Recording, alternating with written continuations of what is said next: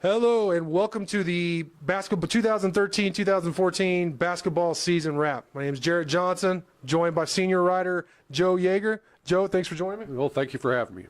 Joe, first off, I know it was a disappointing ending with the blowout loss to Oklahoma State, but I mean overall, can you kind of describe? I know you've covered Tech basketball for a long time. Can you kind of describe what this season has been like and just overall your overall take on the season in Tubby's first year? Yeah.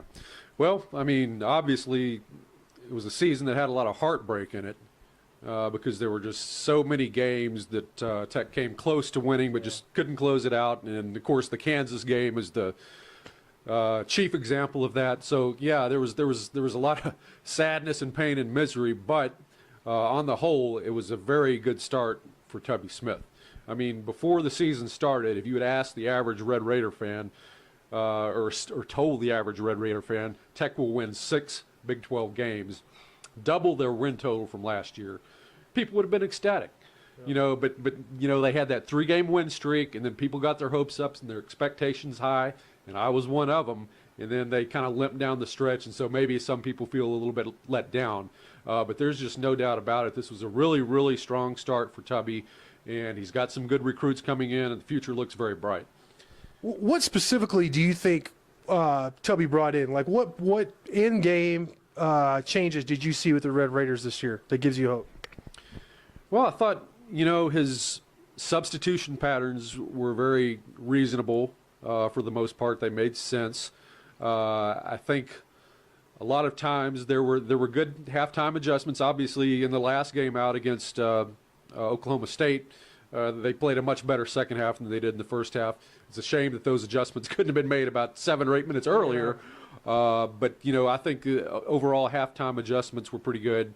He's just a good game manager, and I think he prepares the team very well. He's just overall a very sound coach and a very good fundamental coach. And this is obviously it's a basketball team that plays with great effort. Yeah. And that's Tubby. That comes from Tubby. He's inspired these guys to play very hard, and so that's a very good thing. What players who are returning, who are you excited the most about? Who do you expect to make the biggest leap from this year to next? Well, it would be really, really nice if Alex Foster too, but Aaron Ross is a guy who's got some offensive potential. I mean, we've all seen flashes of it. And that's what Tech really, really needs is some guys who can provide a scoring threat.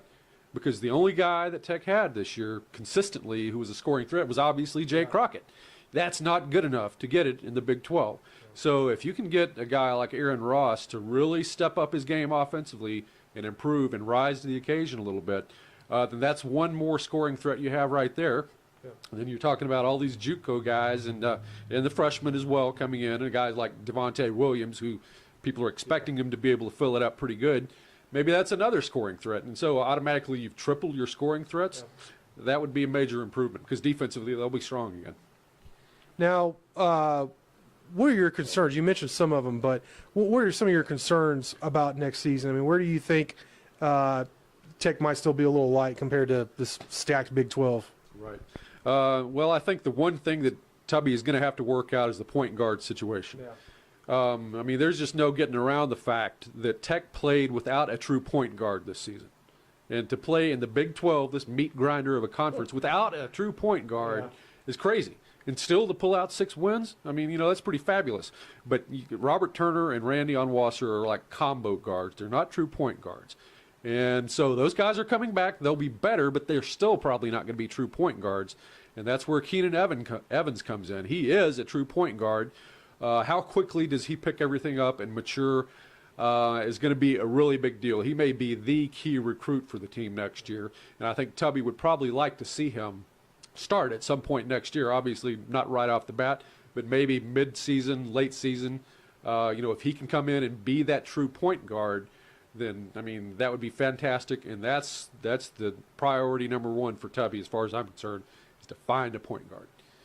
Now, I don't know about you, but I was actually kind of surprised with the amount of fan support and the way it really picked up.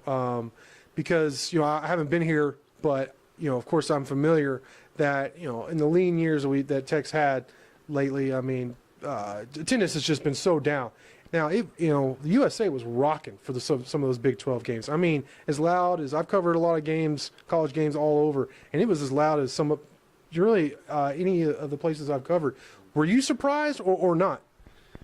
Well, in a way, but in a way not. I mean, because I'm a pretty old guy. I've been around a while. I've Senior writer. Yes, that's exactly. Hey, I wear hair color and everything, so facelifts and whatnot. But yeah, I mean, I've been attending Tech basketball games since the mid '80s, or actually probably the early '80s, and I remember what it was like in the bubble. And yeah, not the biggest building in the world, but you get 8,100 people in there on a regular basis, and those people were nuts. Texas Tech is a pretty good basketball school, actually, and a lot of people don't realize it. Lubbock is a good basketball town. So you give those guys any excuse to come out to the games, and they will do it, and give full credit to Tubby and all the people, his staff surrounding him, for getting out there and really being creative and finding ways to entice people to come to those games as well, because there are all sorts of promotions and clever methods of getting people there. And I thought that was really, really smart on their part. And, they're rebuilding the foundation again. They're regenerating that interest.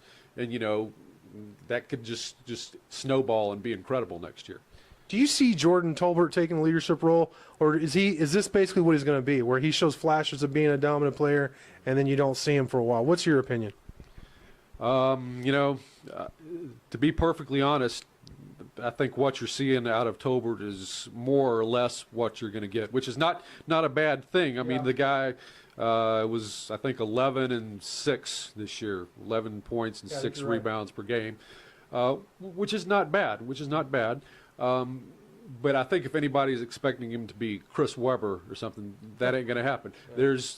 There is a ceiling with Jordan Tolbert, and he's a guy that if he is going to lead, I think it's probably going to be by example.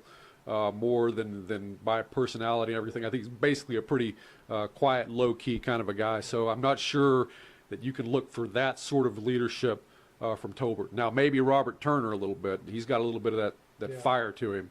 But Jordan, I'm not so sure. I got to ask you, Dusty Hands, he obviously had that huge West Virginia game. He was pretty good in Kansas, too, the Kansas game at home. But down the stretch, I mean, he was almost invisible. What does he need to do? What can you see as far as his development to where he can kind of take that next step and be more of a constant threat for the Red Raiders?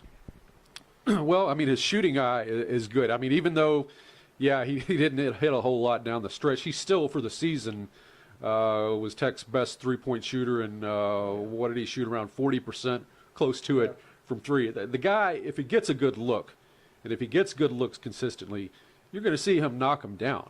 But he's just not getting the good looks for the most part.